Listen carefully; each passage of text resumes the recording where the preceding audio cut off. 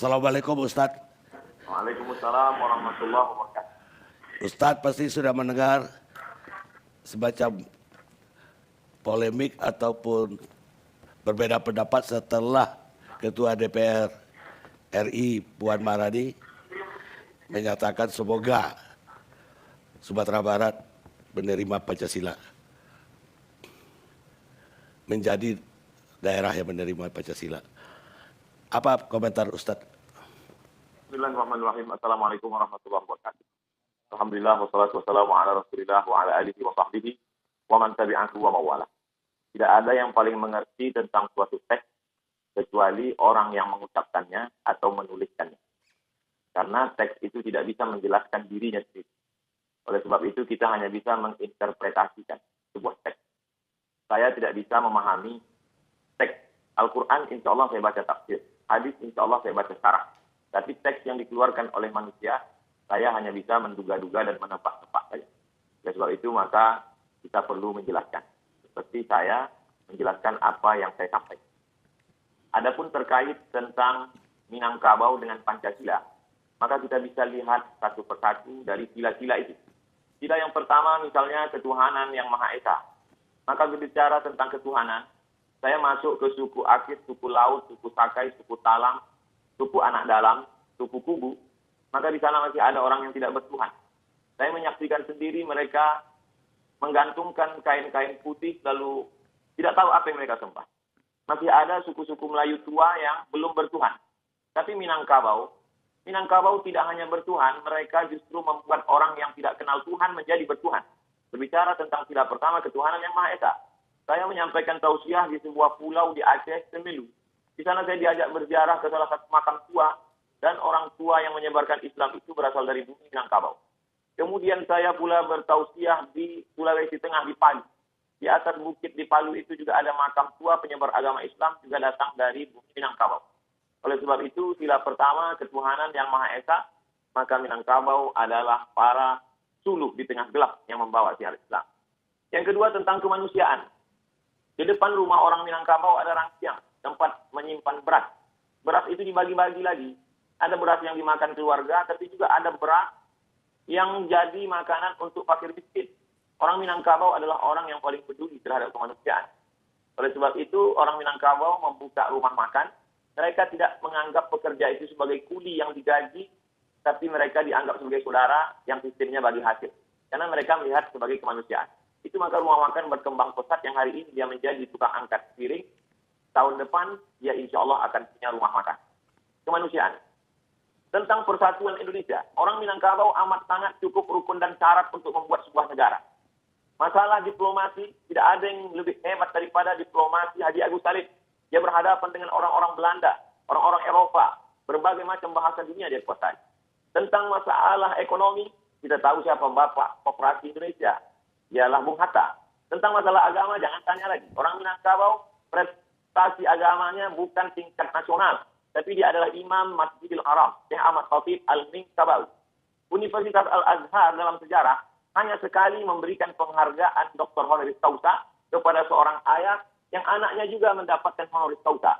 Dia adalah Haji Abdul Malik Karim Amrullah, dan ayahnya Abdul Malik Karim Amrullah juga mendapatkan Honoris Causa dari Al-Azhar. Ekonomi, politik, agama, orang Minangkabau punya. Bagaimana dengan tentara? Tentara-tentara Minangkabau tidak dididik di Indonesia. Haji Miskin, Haji Tiobang, Haji Sumani, Tuan Kunan Renceh. Mereka adalah tentara-tentara yang luar biasa. Tapi kemudian mereka tidak membuat negara. Mereka justru menggabungkan diri dengan negara Kesatuan Republik Indonesia. Karena mereka mengamalkan pengawal persatuan Indonesia. Tentang masalah musyawarah.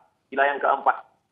Musyawarah, bule ayah dek pambuluh, bule kato dek mufakat. Air itu menjadi bulat kalau dia lalu di pembuluh. Sedangkan kata itu menjadi bulat kalau dia ada musyawarah mufakat. Orang Minangkabau tidak mengambil keputusan sendiri dengan kepalanya sendiri. Dia tahu dia mungkin silap, salah, dan lupa. Orang Minangkabau mengenal filosofi tiga tungku sajarangan. Kalau kita memasak ada 3 tungku di sana. Tungku inilah yang menampung dandang yang begitu besar. Tungku ini juga yang merasakan panasnya api di bawah. 3 tungku sajarangan. Nenek mama, alim ulama, cerdik pandai. Orang Minangkabau berkata, duduk sendiri sampai duduk bersama lapang. Duduk sendiri terasa sempit, tapi kalau duduk bersama terasa lapang. Kenapa demikian? Karena mereka lebih mengutamakan musyawarah dan mufakat. Lalu kemudian tentang keadilan sosial. Orang Minangkabau amat sangat adil. Anak didukung, kemanakan dipangku. Perempuan Minangkabau tidak pernah perlu jauh dari kampung halaman yang untuk cari makan. Kenapa demikian? Karena mereka punya nenek mama yang adil. Perempuan tidak pernah mengalami diskriminasi. Karena perempuan ada harato tinggi yang tidak dibagi. Sebagian ulama mempermasalahkan harato tinggi. Kenapa tidak dibagi menjadi ahli waris? Karena itu sebenarnya adalah wakaf keluarga. Ketika seorang perempuan tidak punya suami atau ayahnya meninggal, tidak keluarga laki-laki tidak ada. Siapa yang akan menyara hidupnya memberi makan dia? Ada harato tinggi. Mereka amat sangat mengutamakan keadilan. Orang Minangkabau amat sangat Pancasilais. Mana buktinya? Dari mulai Sabang sampai Papua. Pesawat saya mendarat di Sorong. Begitu turun saya di airport, tangan melambai dari jauh. Saya suruh dia mendekat ke mobil saya tanya, ada apa? Ambo urang Payakumbuh. Betapa jauh tempat kita memandang, tapi orang Minangkabau sampai juga ke sana. Saya diminta memberikan sepatah dua patah kata untuk penggalangan dana Surau Sydney namanya. Tidak hanya ke Indonesia, sampai ke Sydney orang Minangkabau bisa bersosialisasi. Dia diterima di mana dia berada. Karena orang Minangkabau punya filosofi, di mana tanah diinjak, di situ langit dijunjung. Di mana bumi dipijak, di situ langit dijunjung. Orang Minangkabau tidak pemarah. Orang Minangkabau tidak pendendam. Orang Minangkabau bagaimana berdebat hebatnya Muhammad Yamin dengan Buya Hamka. Tapi kemudian sebelum meninggal dunia, apa kata Muhammad Yamin? Nanti jenazahku tolong dibawakan oleh Buya Hamka ke kampung halaman.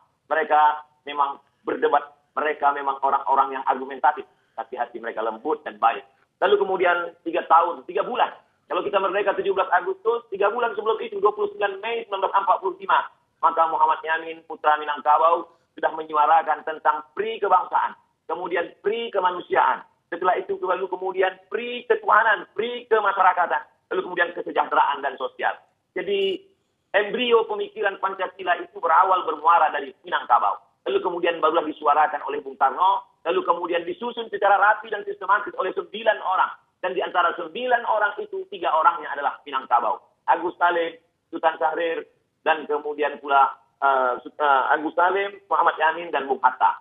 Kalau 9 orang ada 3 orang Minangkabau, maka sesungguhnya Minangkabau mewarnai setiap gerak langkah pemikiran orang Indonesia. Jadi saya kira ini adalah ikram gratis untuk anak-anak muda Minangkabau supaya dia lebih memahami siapa Minangkabau, apa Minangkabau, bagaimana sejarah orang Minangkabau. Saya menganggap di balik ini semua, tentu Ustadz selalu berkata ada hikmahnya, tapi tentu juga di sana ada pelajaran berharga. Man takallama faqad arada aqlahu 'alan nas. Siapa yang berbicara, sesungguhnya dia sedang mempresentasikan isi kepalanya kepada orang banyak. Siapa yang berbicara, dia sedang menunjukkan isi kepalanya kepada orang banyak. Oleh sebab itu, kalau kita tidak terlalu terlatih biasa untuk bicara, lebih baiklah bicara pakai teks, lebih selamat. Karena kita pun memang sudah terbiasa berbicara pakai teks dari dulu sampai sekarang. Saya pun sebelum bicara, saya latih-latih dulu. Mudah-mudahan tidak terpeleset, karena kita manusia biasa, boleh jadi kita terlupa, tersilap, dan tersalah.